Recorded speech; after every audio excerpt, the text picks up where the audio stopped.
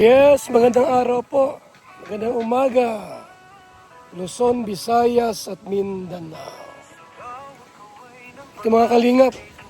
Yan, ating pong apartment type na pinagawa po mga kaibigan. Ha?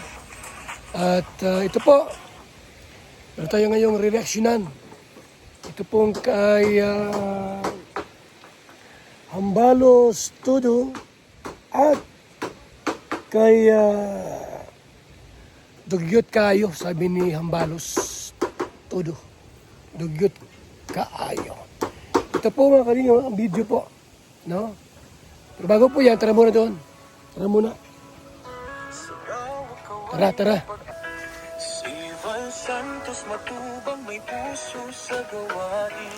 Mga kaibigan, oh. Apartment type na pabahay po natin, ginagawa na po. Yan, mabuhos na po ng biga. Hoy, sama ka sa susugon kasi massage, hilot. Ha? Hindi pa nakarecover yung isa nitong hinilot huli eh.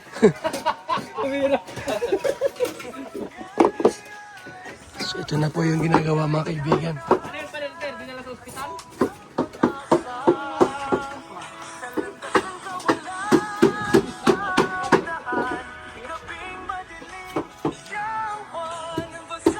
Ano na po?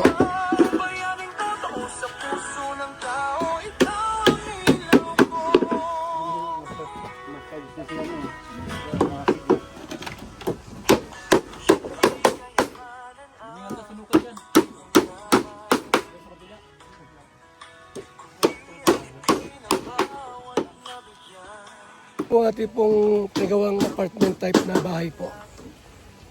For our scholar. Ayan. At kung mayroong mga bisita pong pupunta rito, pwede sila dyan.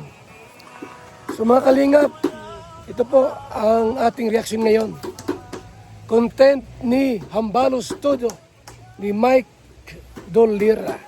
Ito po ang video mga kaibigan. Panorin po natin. Dugyot Kaayo. Ha? Nababaliw na po.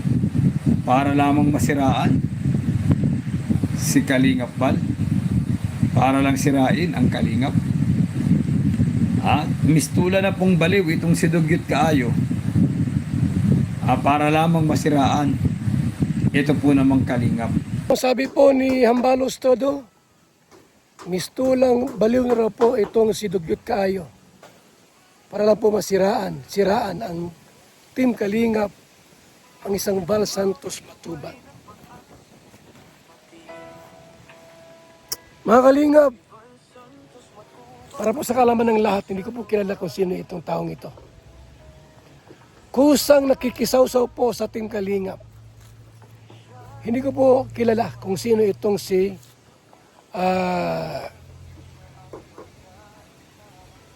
anong tawag sa kanya? Mga kaibigan? Miserably Kayo or Dugyot Kaayo. Hindi ko siya kilala. Pero bakit po siya tumitira at naninira po sa programa po natin? Mga kalingap. Tuloy ito pong video mga kaibigan. Ano kaya ang ikinagagalit nitong si Dugyot Kaayo? At bakit gano'n na lang po ang kanyang pagpupursige na sirain ito po namang Team Kalingap? Lalong-lalo na po itong si Kuya Val Santos Matubang. Ano kaya ang problema nito kay kay Kuya Val? Baka naman ito ay sabi nga natin ito ay obsessed. Dito po naman kay Kuya Val. Baka may lihim itong pag-ibig kay Kuya Val na hindi niya maipagtapat. Naman, Hambalos, anong lihim na pag-ibig? Pambihira naman tayo niyan. So yan po mga kaibigan. Isa lang po katanungan. Bakit daw po itong si Dugyot Kaayo ay obsessed? Walang pigil, walang pay na paninira po sa Team Kalingap. Ito pong si Dugyot Kaayo mga kaibigan. Yung isang katanungan po natin. Ano po? Ba't masyadong paninira, negatibo, at walang humpay na pamanahura po sa Team Kalingap ang content nitong si Dugyot Kaayo. Anong nagawang kasalanan po ng Team Kalingap sa kanila? Di ba? Kasi kahit saan siya pumunta, talagang ikino-content niya itong tungkol kay Kuya Bal. Maging itong bagong organization, bagong grupo, hindi ko pa nga alam kung ano yung pangalan. Buti pa siya, alam na niya at napanood na niya napanood niya kagabi yung video ni Kuya Bal. Talagang pinagtatawanan niya ng tudo-tudo at yan ang kanyang paninira. So mga Kalingap, pag ganyan pong isang tao, hindi po maganda yon. Na puro paninira. Anong masama sa aming ginawang bagong organisasyon? Dugyot kayo. At parang galit na galit ka po sa team namin. Huwag ganon. Huwag ganyan. Pangit yung nakikialam ng balahura at sinisiraan mo ang aming ginagawang pagtulong grupo dito sa Camarines Norte. Ano yan? Anong klaseng tao ka, dugyot kayo? Yan ang tanong po namin. Ba't lahat po ng aming galawan ay iyong pinagkialaman? Anong rason?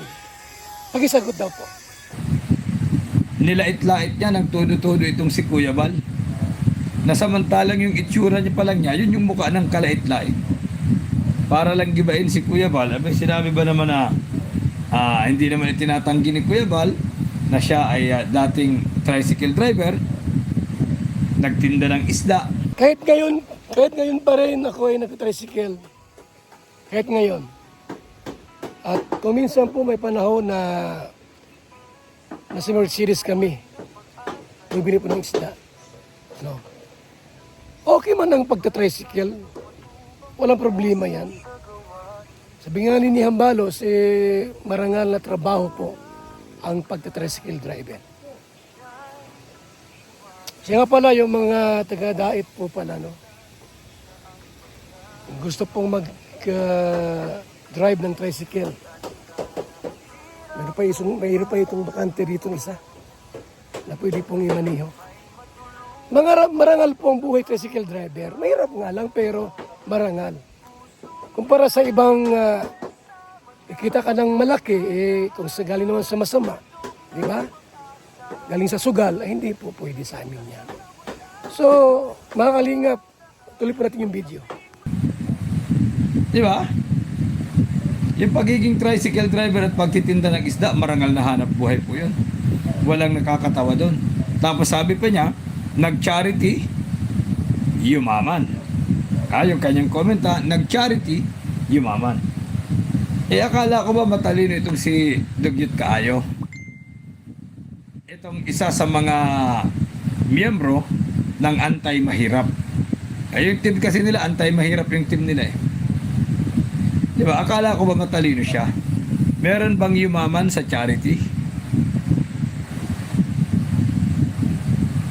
Diba? Meron bang yumaman sa charity? Kumita si Kuya Bal, nagkapera si Kuya Bal sa pagbablog. Hindi po sa charity. Kung may talino siya, kung may kukote siya, at hindi siya obsessed, hindi malala ang kanyang obsession para sirain si Kuya Bal at ang buong Team Kalingap, dapat pinapagana niya yung kanyang kukote.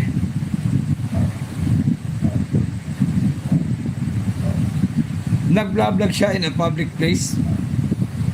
Katulad kanina, yung pag-vlog niya, andun daw siya sa 7-Eleven, inabot daw siya ng ulan. Sana nalunod ka na lang dun sa baha. Kung bumaha man. Di ba? Sana tinangay ka na lang yung baha kung bumaha man.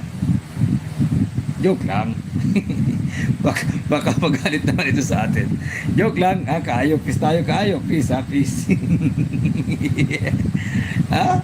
Ibinabalik ko lang sa'yo yung galing mong pang-insulto mo.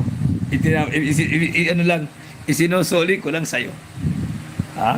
Para maramdaman mo. Di ba? Yung mga pinaggagawa mong katarantaduhan kay Kuya Bal.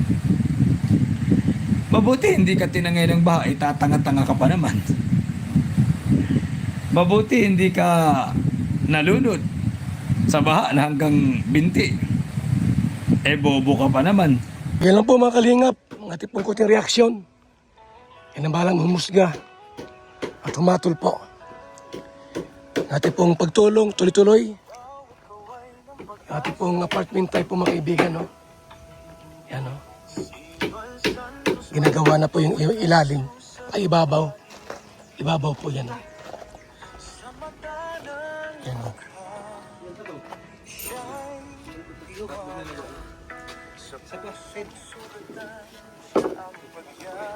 So, salamat po sa ating lahat sa inyong pagtutok.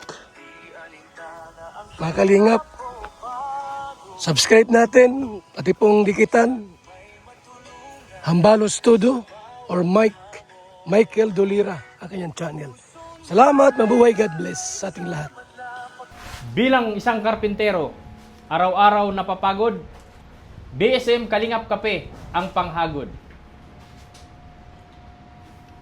Sarap.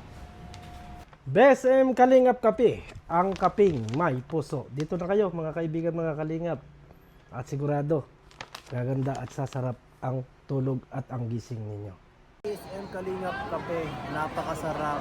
Nagpapagaling sa mga taong may sakit.